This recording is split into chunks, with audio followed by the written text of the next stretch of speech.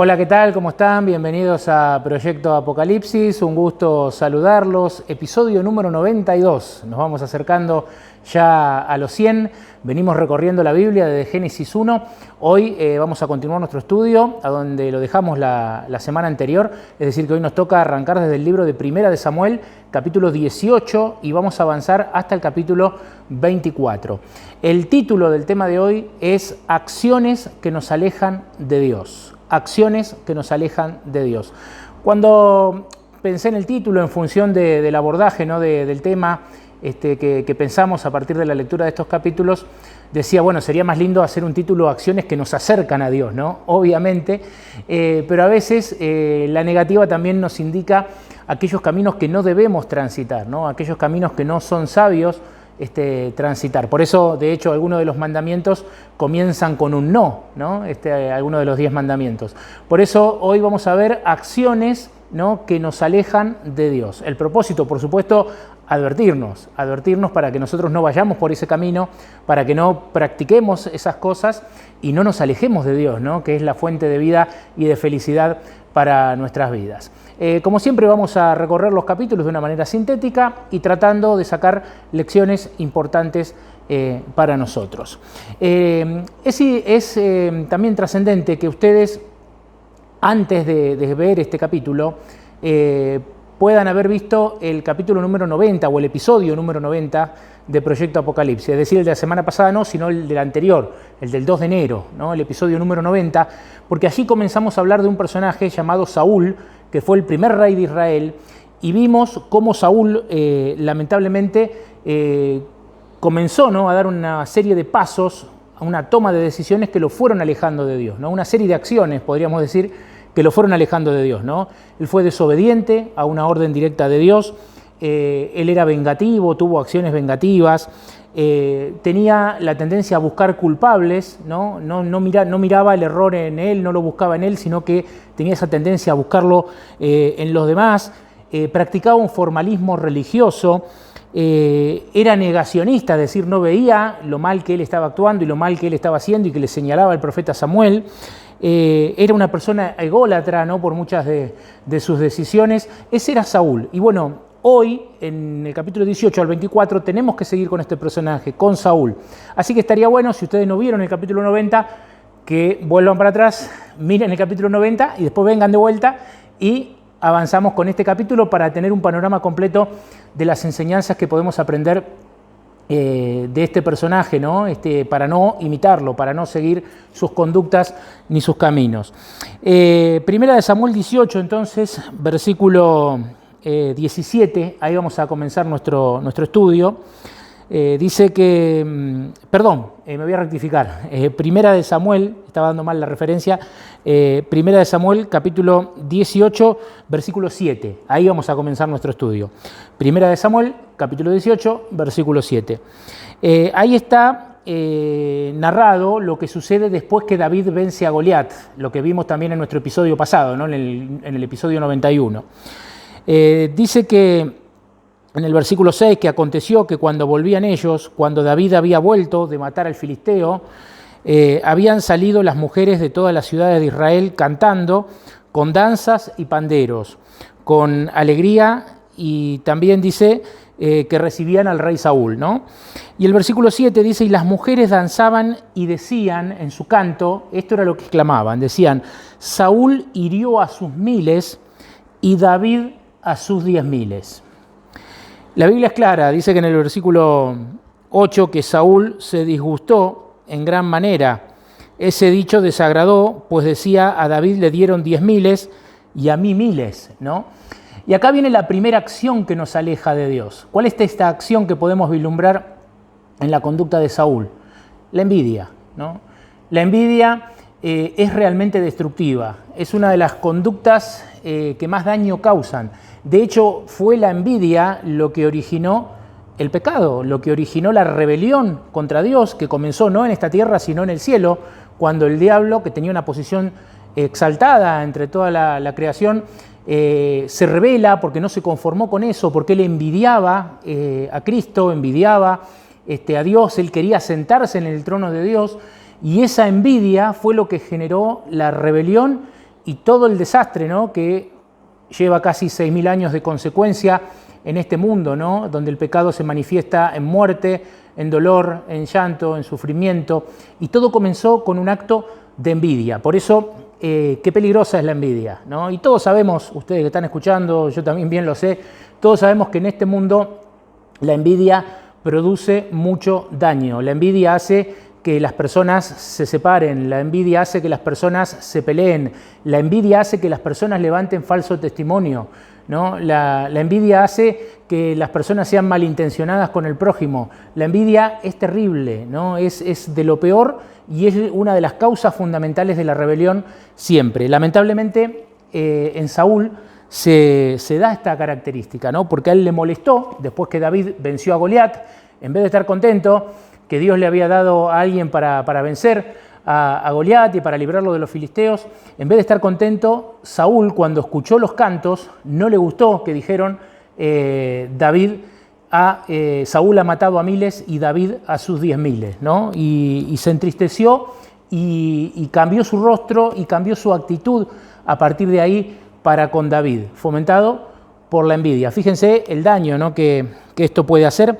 Y esta es la primera acción en el tema de hoy que tenemos que remarcar, de la cual nos tenemos que alejar, ¿no?, de la cual le tenemos que pedir a Dios que nos ayude, porque en realidad depende también de que nosotros le pidamos a Dios, ¿no?, que nos ayude, porque en nuestra naturaleza de pecado que nos lleva por malos caminos, el pecado engendra envidia, ¿no? Entonces la única forma de no ir por ese camino es pedirle a Dios que nos ayude a no tener ese sentimiento, a no cultivar eso en nuestra mente y a no traducirlo en acciones, ¿no?, porque es mucho el daño que se puede causar.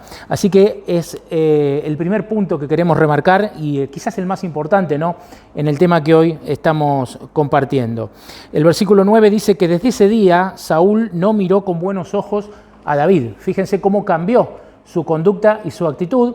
Antes estaba contento de tenerlo a David al lado, que le tocaba música, que lo ayudaba a mejorar su espíritu, que le levantaba el ánimo. Ahora el sentimiento era totalmente contrario, por la envidia. Otra manifestación del carácter de Saúl que muestra otra cosa de la cual debemos huir, está ahí nomás, en el versículo 10 dice que al día siguiente un espíritu malo vino sobre Saúl y deliraba, dice, en su casa. Mientras David tocaba el arpa, como solía, Saúl, que tenía una lanza en su mano, se la arrojó pensando, clavaré a David en la pared. Pero 2 veces David la evadió, ¿no? Fíjense cómo este cambio de actitud de David lleva a este instinto asesino, ¿no? Si tuviéramos que hacer un tema con esto y titularlo, el título podría ser instinto asesino, ¿no? Ese instinto generado por la envidia y querer destruir, ¿no?, por parte de Saúl. Y es lo que le sigue justamente lo que estamos diciendo, ¿no? O sea, la envidia engendra un montón de cosas malas y lo primero que engendra es el ansia de destruir a aquel que es objeto de nuestra envidia, ¿no?, si lo pongo en primera persona. Por eso qué peligrosa que es, y cuanto antes lo cortemos con la ayuda de Dios, mejor. Tercera acción, ¿no?, de la cual debiéramos alejarnos, la encontramos en el versículo 17, ahora sí. Dice que un día Saúl dijo a David, te daré a Merab, mi hija mayor, por esposa, con tal que seas valiente y hagas las guerras del Señor. Saúl pensaba, no será mi mano contra él, sino la mano de los filisteos. ¿Qué quería Saúl? ¿Darle la hija a David para que fueran felices? ¿Quería Saúl transformar a David en un guerrero reconocido? No, acá lo dice claramente, ¿no?, que él lo que pensó es, no será mi mano contra él, sino la mano de los filisteos. O sea, en realidad, en la apariencia, era como que le estaba ofreciendo un bien a David, como que le quería, que todos veían que le quería hacer un bien, pero en realidad lo quería destruir, ¿no? En realidad le estaba deseando la muerte y lo estaba colocando en un lugar para que lo maten. Por eso la acción, si lo tuviéramos que rotular acá con un nombre, sería una acción de malicia, ¿no? Un mal pensado, un mal con un propósito, ¿no?, planificado.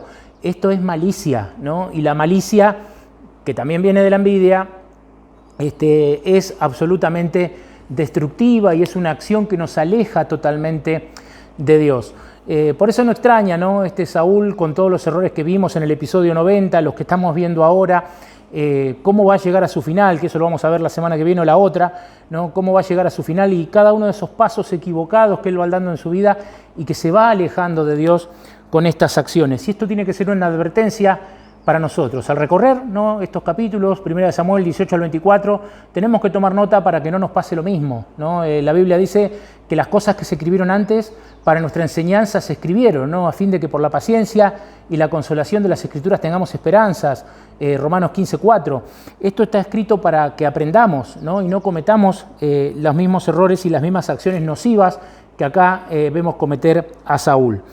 El versículo 28 dice que al ver Saúl que el Señor estaba con David y que su hija Mical lo amaba, temió aún más a David y fue su enemigo durante toda su vida, ¿no?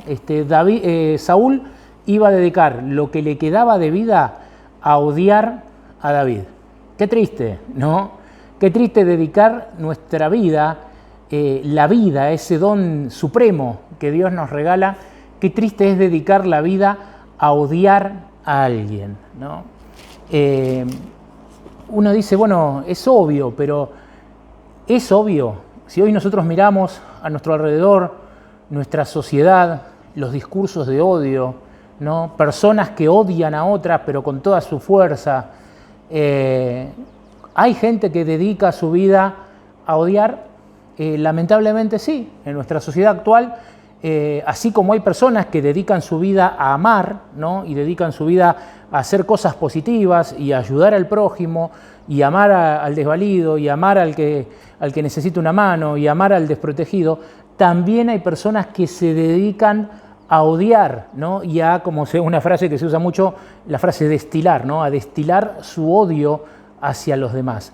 Acá la Biblia dice que Saúl dedicó a partir de ahí, a partir de su envidia, ¿no?, y de su malicia y de no poder destruir a David como él quería, dedicó su vida a odiarlo. ¡Qué vida perdida! ¡Qué vida desperdiciada! Aparte, Saúl era el rey, todavía era el rey. No podía ser feliz ni aún siendo el rey, porque el odio moraba en su corazón. Por eso el odio es otra de las acciones de las cuales debemos huir, que debemos pedirle a Dios que la saque de nuestra vida, que Dios saque el odio de nuestra vida. Si sentimos odio hacia alguien, debemos ser sinceros en nuestra oración y decirle a Dios, Señor, ayúdame y quita el odio de mi corazón, porque el odio no nos lleva nunca por buen camino. El odio no nos lleva nunca a nada bueno. Si seguimos avanzando en el estudio, en el capítulo 19, vemos a Jonatán, el hijo de Saúl, con una actitud totalmente diferente, ¿no? Jonatán amaba a David, Jonatán veía a David como el ungido, ¿no?, de Dios, como alguien a quien Dios había elegido, y Jonatán dedicó su vida a ayudar a David y a protegerlo de su padre, ¿no?, paradójicamente. Es más, en el capítulo 19, por ejemplo, en el versículo 5, lo vemos a Jonatán intercediendo por David ante su padre. Le dice, expuso su vida cuando mató al filisteo, o sea, a Goliat, ¿no? Y el Señor le dio una gran salvación a todo Israel. Tú lo viste y te alegraste. ¿Por qué pues pecarás contra sangre inocente matando a David sin causa? Así le decía Jonatán a su padre Saúl, que no quería entrar en razón. Y no solo eso, sino que dice en el versículo 10 que con su lanza Saúl procuró clavar a David en la pared, ¿no? Nuevamente ese instinto asesino y ese odio, ¿no? Y tanto Jonatán como Mical, también hija de Saúl y esposa de David, lo ayudan. En el versículo 12 dice que Mical descolgó a David por una ventana y David huye, ¿no? David debe huir y refugiarse ante este odio destructivo por parte de Saúl. Su amigo Jonatán lo va a seguir ayudando, ¿no? En el capítulo 20, versículo 32, Jonatán preguntó a su padre, ¿por qué ha de morir? ¿Qué mal ha cometido? Entonces Saúl le arrojó una lanza para herirlo, o sea, ahora no a David, sino a su propio hijo, que intercedía por David, a Jonatán. Saúl también le arroja una lanza, ¿no? Y aparece otra vez, además del odio, acá aparece la furia, ¿no? La ira, una persona iracunda, una persona que no tenía dominio propio, ¿no? Saúl, sino que se enfurecía y sin pensar tomó la lanza y se la arrojó a su propio hijo, ¿no?, por el simple hecho de que su hijo intercedía por David. Jonathan le va a avisar a David, ¿no? Y ahí definitivamente David iba a tener que comenzar un camino de huida, ¿no? Y de esconderse de Saúl, que estaba determinado a terminar con su vida. Vamos a avanzar hasta el capítulo 22, versículo 7. Dice que Saúl le dijo a sus servidores que lo rodeaban: oigan, hijos de Benjamín, les dará a todos ustedes el hijo de Isaí, en referencia a David, ¿no?, tierras y viñas, y los hará a todos tribunos y centuriones, para que todos se hayan conspirado contra mí, y no haya quien me descubra la alianza de mi hijo con el hijo de Isaí, ni haya entre ustedes quien se duela de mí y me descubra como mi hijo ha levantado a mi siervo contra mí para que me aceche, según hace hoy.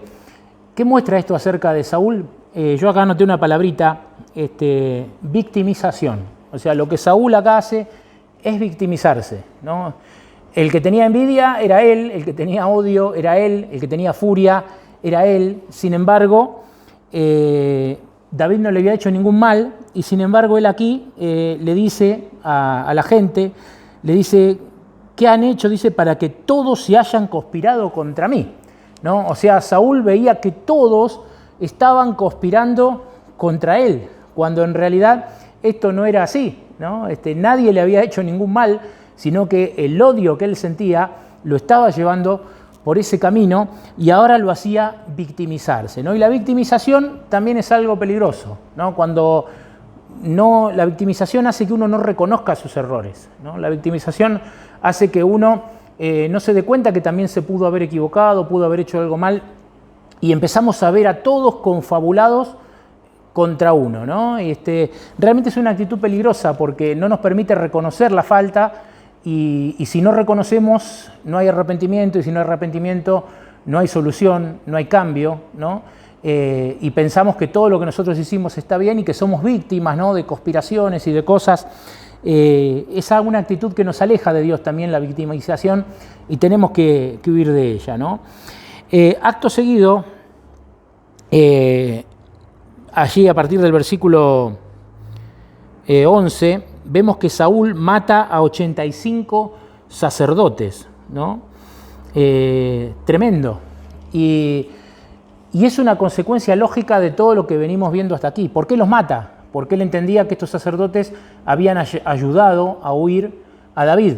Entonces los mata, no le tiembla el pulso para matar a los que eran los representantes legítimos de Dios, ¿no?, allí en su pueblo. Eran profetas y sacerdotes legítimos, y él los mata. Dice el versículo 17 que entonces el rey ordenó a los guardias que estaban a su lado: cerquen y maten a los sacerdotes del Señor, ¿no? Dice los sacerdotes del Señor, o sea, tenía claro de quién eran los sacerdotes, pero no le importó, ¿no? Dice: maten a los sacerdotes del Señor, porque también la mano de ellos está con David, ¿no? Vuelvo a insistir, la envidia, el odio, ¿no? ¿Hasta dónde pueden llegar? Y ahora este hombre arremetía contra los sacerdotes del Señor. Él mismo lo llamaba así, ¿no? No lo llamaba falsos sacerdotes, lo llamaba los sacerdotes del Señor, y arremetía contra ellos. Si uno sigue leyendo, y ya pasamos al capítulo 23, en el versículo 7 dice que avisaron a Saúl que David había ido a Keila, ¿no?, que era un lugar.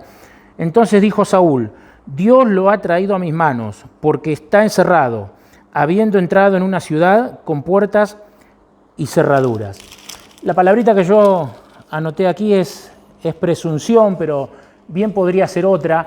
Pero lo que me llamó la atención del texto es que este Saúl, que ayer había matado a los sacerdotes del Señor, hoy decía: Dios entregó en mis manos a David. Con qué facilidad, ¿no? Con qué facilidad este hombre que, repito, mató a los sacerdotes del Señor, y ahora decía que el Señor le estaba entregando a David en sus manos, ¿no? Qué incongruencia, qué falta de criterio, ¿no?, de Saúl para darse cuenta dónde estaba parado y lo que estaba haciendo.